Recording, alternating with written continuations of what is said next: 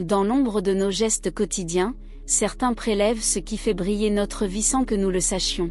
Les histoires de Sika, le soleil de Libreville baignait les rues animées d'un quartier où les voitures modernes se mêlaient aux mototaxis et aux marchés colorés.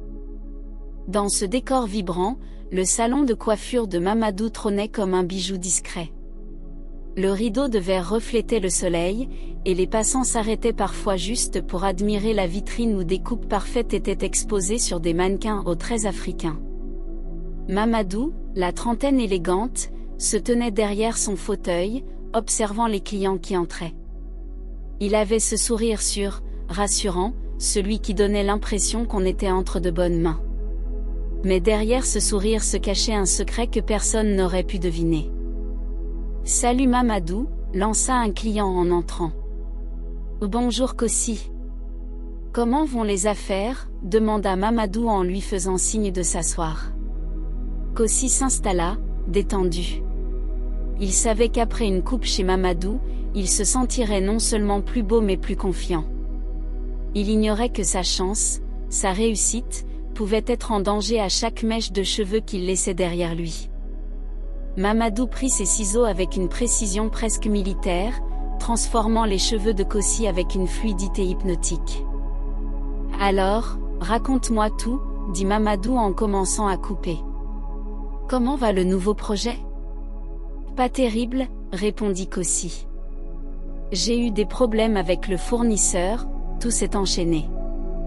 Je ne comprends pas, j'avais pourtant tout prévu. » Mamadou sourit intérieurement. Une partie de lui se réjouissait presque de cette malchance, car il savait que la mèche de cheveux qu'il récupérait aujourd'hui finirait par nourrir la chance des hommes puissants qui le payaient grassement. Après la coupe, il plaça soigneusement les cheveux dans une petite boîte en bois qu'il verrouilla. Chaque mèche avait un prix, et ce prix n'était pas seulement monétaire.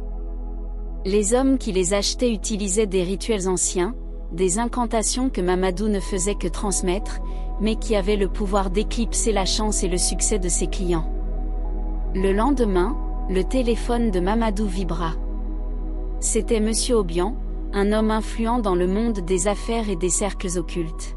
« Mamadou, j'ai besoin de nouvelles munitions », dit la voix grave au téléphone. « Elles sont prêtes », répondit Mamadou calmement. « Vous voulez le lot d'hier ? Parfait. Apporte-le ce soir. » Ce soir-là, Mamadou prit son scooter, traversa la ville et se rendit dans une villa luxueuse cachée derrière des murs hauts et des palmiers. Monsieur Obian l'attendait, entouré de chandelles et d'objets étranges aux formes géométriques complexes. « Tu fais du bon travail, » dit Obian.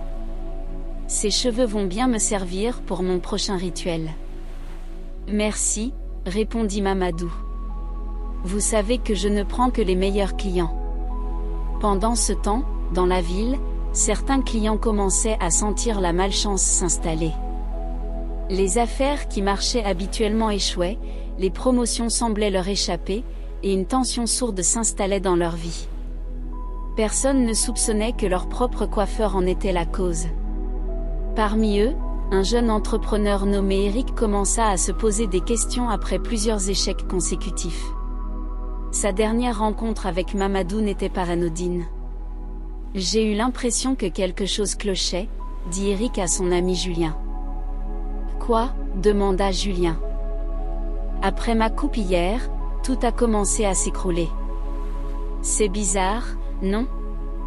La suite allait révéler une série de confrontations, de suspense, et la montée d'Aïcha, une journaliste déterminée à découvrir la vérité derrière ce commerce occulte. Mais pour le moment, Mamadou continuait son activité, calculatrice et sûre de lui, ignorant que la ville entière commençait à sentir que quelque chose de dangereux se tramait.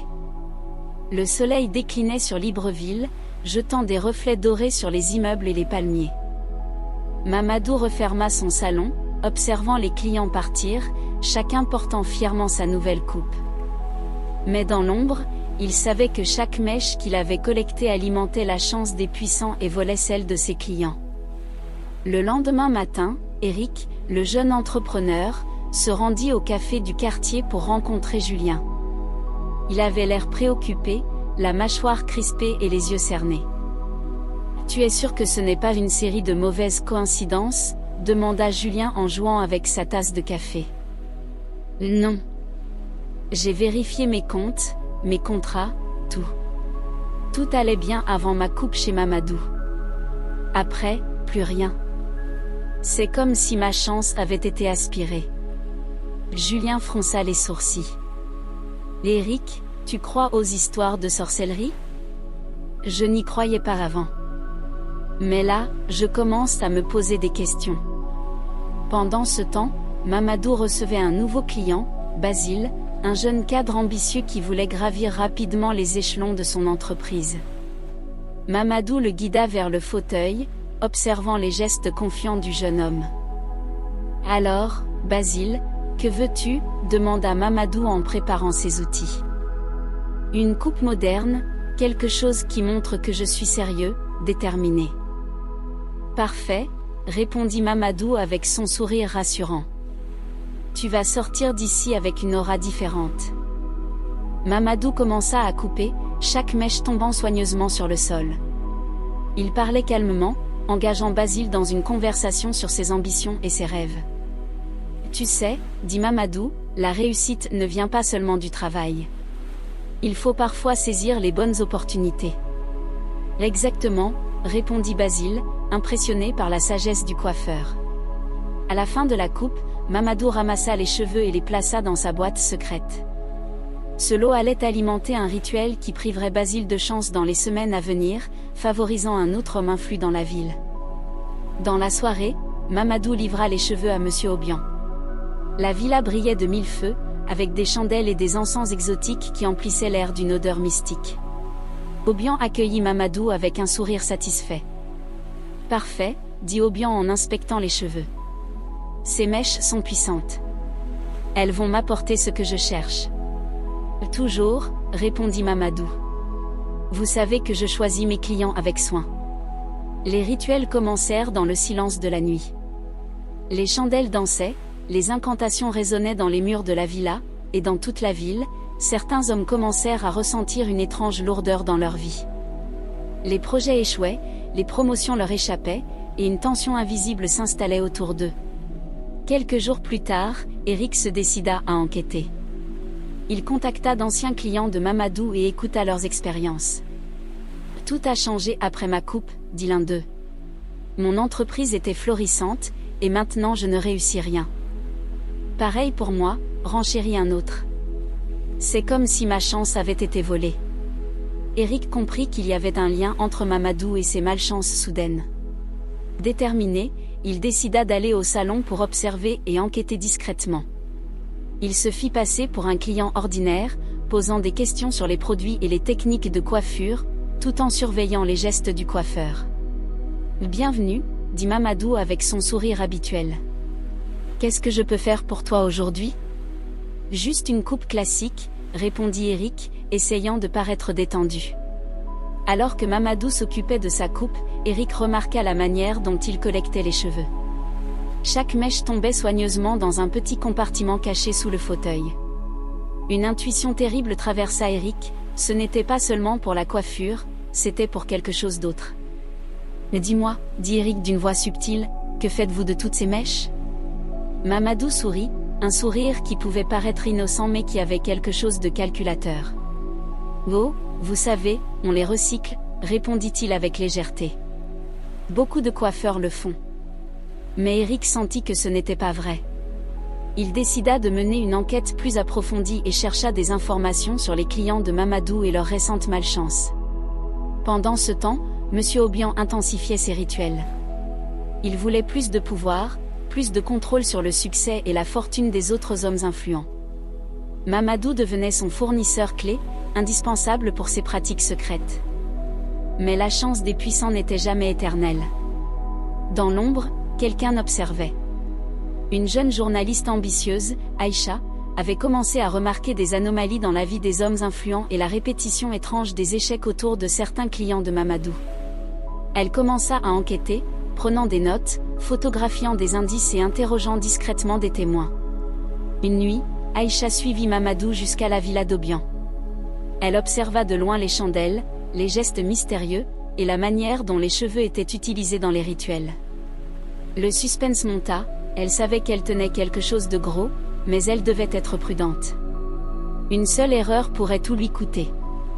Le récit se terminait sur un cliffhanger intense. Aïcha avait compris la vérité, mais était-elle prête à confronter Mamadou et Obian? La suite promettait des confrontations directes, des révélations, et un combat pour récupérer la chance volée des habitants de Libreville. La nuit enveloppait Libreville d'un voile sombre, mais les lumières des immeubles et les néons des commerces maintenaient une lueur artificielle. Aïcha, déterminée, avançait à pas de loup dans les ruelles étroites derrière la villa de Monsieur Obian. Son carnet en main, elle avait noté toutes les incohérences, les récits des victimes et les détails de la livraison de Mamadou. « Ce qu'ils font, murmura-t-elle pour elle-même. C'est inhumain. Prendre la chance des hommes pour enrichir d'autres. » Elle s'approcha d'une fenêtre entrouverte et observa Mamadou entrer dans la villa avec une boîte soigneusement fermée. À l'intérieur, des chandelles crépitaient, et des symboles étranges étaient tracés sur le sol. Monsieur Obian l'attendait, un sourire satisfait aux lèvres. « Tu as apporté ce que je t'ai demandé ?» demanda Obian, sa voix résonnant dans la pièce. « Comme toujours » répondit Mamadou, imperturbable. « Elles sont intactes et prêtes pour le rituel. » Aïcha nota chaque détail, son cœur battant à toute vitesse. Elle savait qu'elle devait agir vite si elle voulait sauver les hommes dont la chance avait été volée. Le lendemain, dans le quartier, les victimes commençaient à se regrouper. Eric, Basile et Kossi, malgré leur scepticisme initial, avaient tous constaté la chute brutale de leur vie professionnelle et personnelle. Eric décida de passer à l'action. « Il faut qu'on aille voir Mamadou ensemble », dit-il à Basile et Kossi. Peut-être qu'il ne réalise pas l'ampleur de ce qu'il fait. Ils entrèrent dans le salon avec précaution. Mamadou les accueillit avec son sourire habituel. « Messieurs, quelle surprise!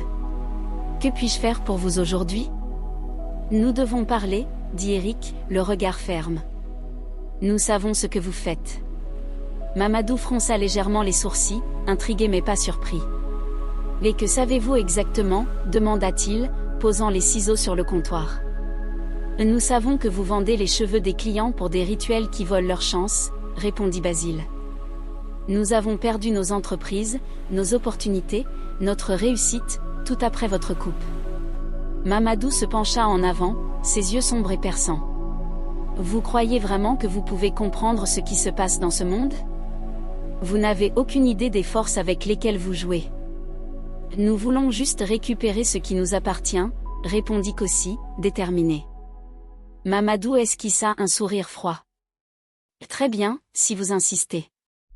Mais sachez que ce chemin est dangereux. » Pendant ce temps, Aïcha avait décidé d'agir. Elle avait contacté plusieurs journalistes et préparé un plan pour exposer Mamadou et Obian. Mais elle savait qu'une confrontation directe était nécessaire pour obtenir des preuves tangibles. La nuit suivante, elle infiltra la villa de Monsieur Obian. Chaque pas était calculé, chaque respiration contrôlée. Elle observa les rituels, les chandelles, et les mouvements de Mamadou et Obian. La tension était palpable. Les hommes puissants semblaient hypnotisés par le processus, concentrés sur l'énergie qui se dégageait des cheveux collectés. Soudain, Obian s'adressa à Mamadou. « Ces cheveux vont nous permettre de dominer les prochains contrats, d'éclipser nos rivaux. » « Tout est prêt, » répondit Mamadou. « Mais attention, la chance est une énergie volatile. Si elle se retourne... » Obian éclata d'un rire cruel. « Ne t'inquiète pas pour ça. Nous contrôlons tout. » Aïcha sortit discrètement son téléphone et enregistra la scène. Chaque détail, chaque incantation, chaque symbole serait une preuve irréfutable. Mais elle savait qu'elle devait sortir avant d'être découverte. Le lendemain, la tension monta dans la ville. Les victimes se sentaient plus décidées que jamais. Avec l'aide d'Aïcha, ils confrontèrent Mamadou et Obian publiquement. La scène fut spectaculaire, journalistes, témoins et victimes réunis, chacun prêt à dénoncer l'injustice. Mamadou, face à la pression, tenta de se défendre. « Vous ne comprenez pas, je faisais ça pour survivre. Les hommes influents me paient bien. Et ils volent notre vie, notre réussite. » cria Eric. « Assez !» Obian, voyant son plan menacé, tenta un dernier rituel pour conserver son pouvoir. Les chandelles s'allumèrent, des symboles étranges brillèrent, mais Aïcha, courageuse, réussit à interrompre le processus grâce à un enregistrement vidéo qu'elle montra aux témoins. La tension magique s'effondra, et les victimes sentirent leur chance revenir peu à peu. Mamadou fut arrêté, et ses complices dispersés. Mais la légende de ces rituels continua à hanter Libreville. La ville avait appris qu'un simple salon de coiffure pouvait cacher des forces invisibles capables de changer la destinée des hommes. Pour Aïcha, c'était une victoire, elle avait exposé la vérité, sauvé plusieurs vies et prouvé que le courage et la détermination pouvaient défier même les forces les plus obscures. Mais elle savait aussi que la vigilance devait rester, car dans chaque ville, dans chaque coin, des secrets pouvaient attendre d'être révélés. La foule acclamait, les victimes retrouvaient peu à peu confiance, et Mamadou, désormais derrière les barreaux, méditait sur ses choix. L'histoire se termina sur une note d'espoir et de mystère. Libreville avait survécu à la malchance volée, mais les forces obscures continuaient de rôder, invisibles, attendant leur prochaine opportunité. Abonne-toi pour plus d'histoires, laisse-nous tes appréciations dans les commentaires.